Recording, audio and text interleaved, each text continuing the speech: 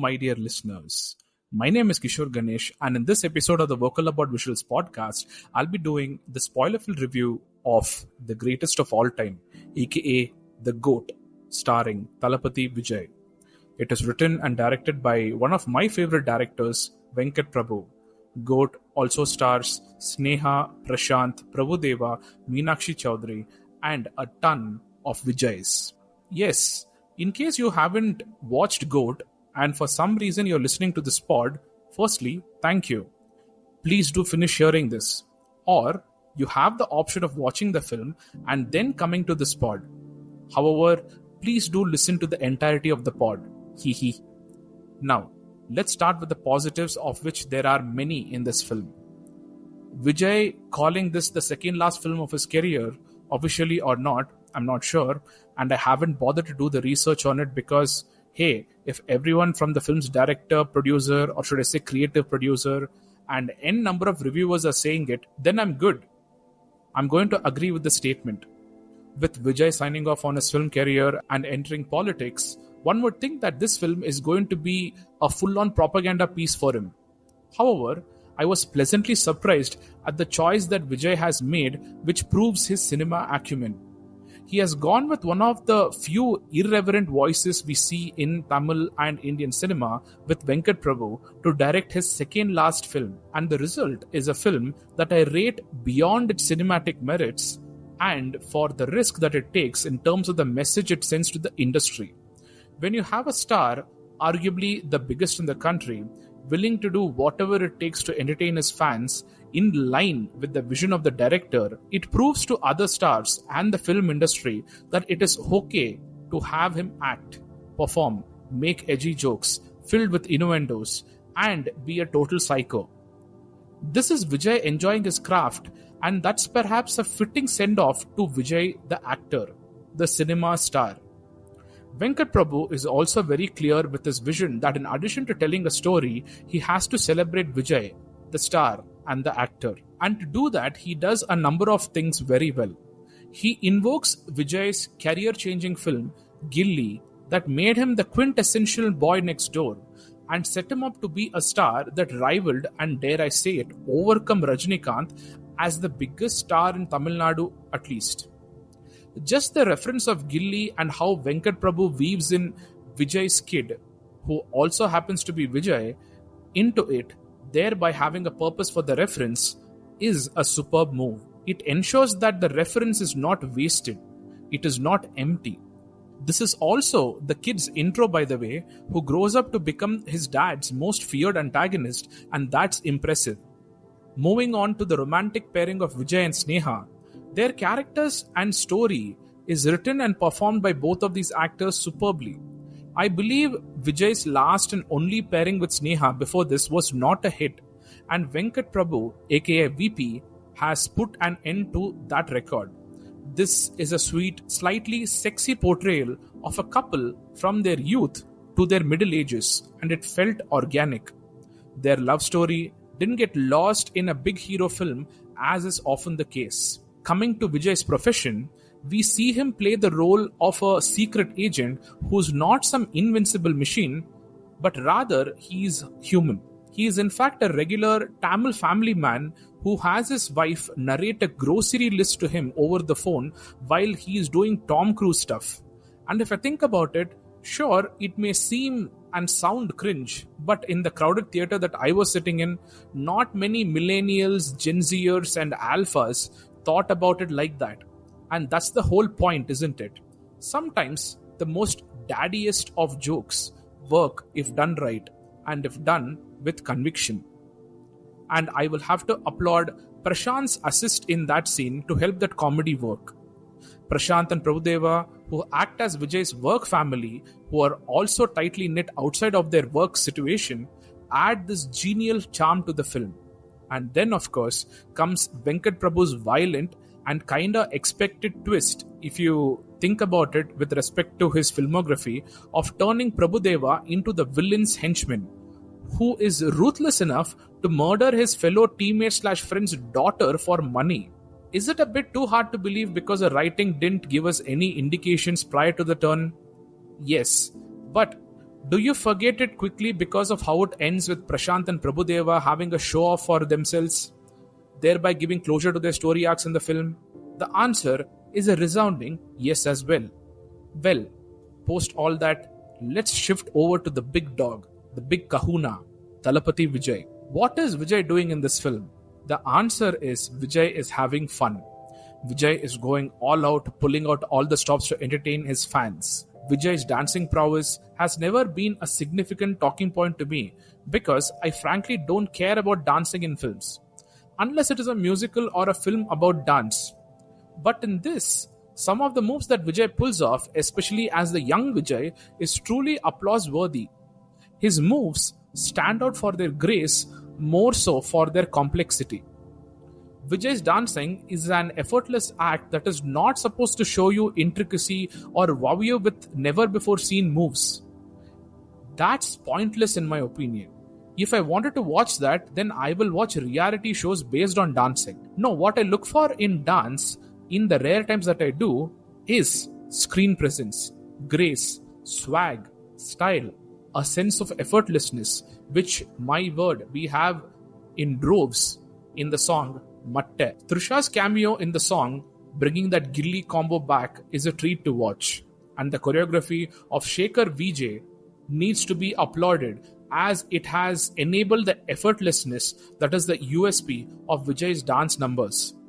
I was actually disappointed with whatever Jani was doing with Vijay in Halamati Habibo from Beast, cause sheesh, that looked like he was putting Vijay through a Zumba workout.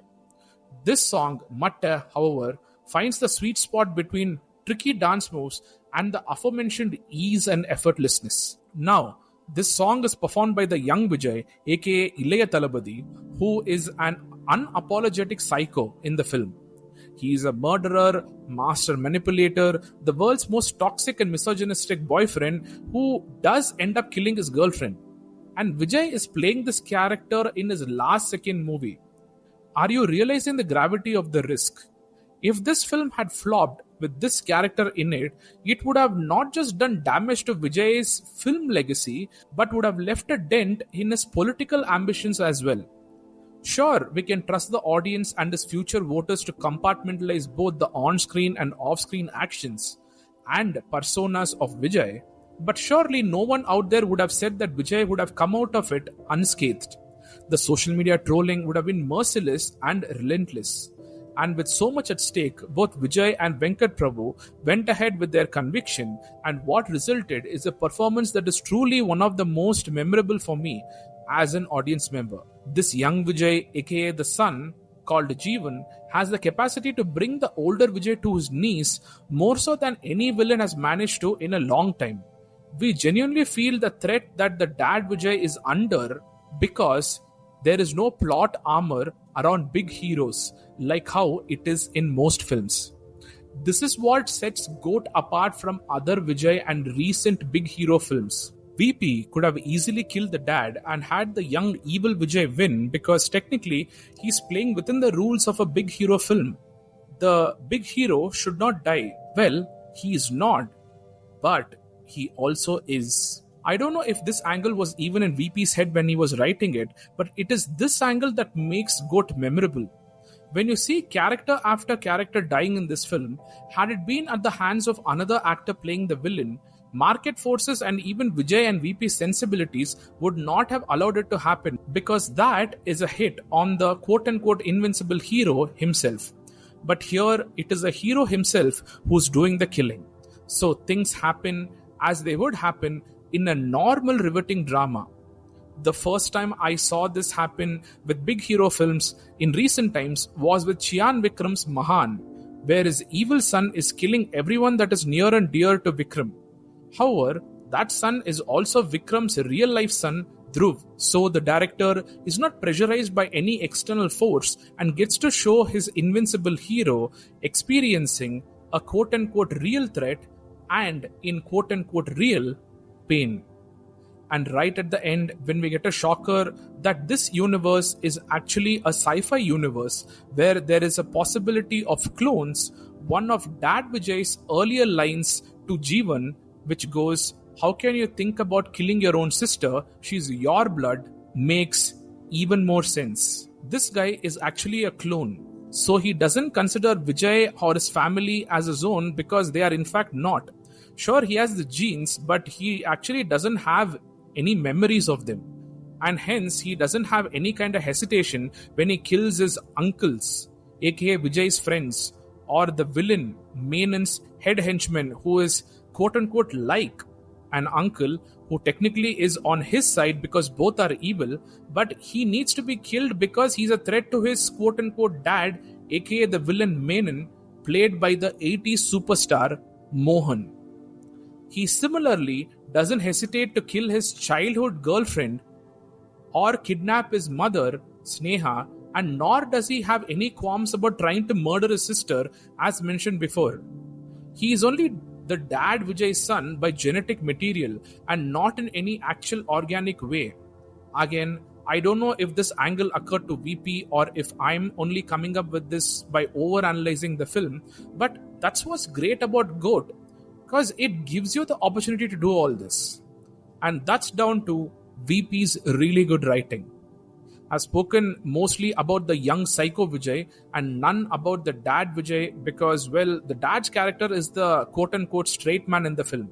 He does normal and usual things. A few things that do make this character stand out are the emotional crying scenes which happen when the dad Vijay first loses his son and later gets him back. Superb acting performance by Vijay in these sequences. And also, not to forget Sneha, whose performances are on par with Vijay's. Another standout moment this character has is when, post the reveal that his son is in fact a psychotic evil piece of shit, the old agent instincts of Vijay wake up and he starts looking at his son as the enemy, albeit with some, if not a lot of hesitation, because hey, it is his son. In these sequences, we get to see the hero turn up and turn the tables on both the villain Menon and his evil son Jeevan. The quote-unquote Moodevi line especially cracked me up and still does now as I am writing this review. These quote-unquote wins are earned after a lot of effort by the hero in this film, and that's what makes these scenes stand out. Before I wrap up, I do have to mention actor Mike Mohan's villainous Menon, who, in the few scenes where the writing is there for him to perform, kills it honestly. He definitely needs to act more. But again, his role is actually reduced to a cameo because this movie is a full-on Vijay vehicle. That said, he is effective in the few minutes that he gets on screen. Now, moving on to the negatives of the film, two things stand out. The music of Yuvan Shankar Raja, which is stale, repetitive, and worst of all, weak. Yuvan actually usually does an impressive job for VP, his cousin brother. However, here, even if the songs are good and Matta especially has repeat listening potential, I would still say the music is disappointing. I know what I'm saying is contradictory. But just think about it. You have those pop songs which we all listen to, but you know deep down that this iterative 4-chord song or 5-chord song as they are known on the internet makes you love them because of their familiarity, not because they are pushing the needle forward. From that aspect, the music is a good side piece to Vijay's dancing in Matta, but the music doesn't stand out. The other songs are nice but are generic. The next negative is of course the bad CG in the film, which I don't know if it is down to the finances or the time, but the climax CG was a huge letdown. If it were a question of finances, the sequence of the even younger Vijay in the film could have been removed, or the train sequence could have been set up somewhere else, or written completely differently, or the Russia or Thailand locations could have been replaced by some other cost-effective location. The reason I'm quoting all these examples is because the locations and entities like the train didn't stir me as an audience member. If you ask me, the full focus should have been on the de-aging of Vijay, which has come out great, and on the climax, as opposed to spreading the resources thin owing to all the aforementioned sequences and locations. If the climax CG had been done well, then I would not hazard to call The Goat as one of Vijay's best films, if not one of the most rewatchable. But alas, we have this flawed yet entertaining feature on our hands, with the best of the film still being Thalapathy Vijay. So yeah, that brings me to the end of my spoiler-filled review of the greatest of all time, aka The Goat. It is entertaining and a legit theater experience. If you still haven't watched it or want to rewatch it, go with your friends and family and have a great time in the theaters. Once again, my name is Kishore Ganesh. This is the Vocal About Visuals podcast, and thank you, my dear listeners, for your time and for listening. Please do give this podcast a follow on your preferred podcast platforms and on YouTube. If you're watching it on YouTube, please do consider leaving a like. It really, really helps to get the video out to more viewers. And if you're listening to this on any podcast platform, please don't hesitate to review it on those platforms. Thank you.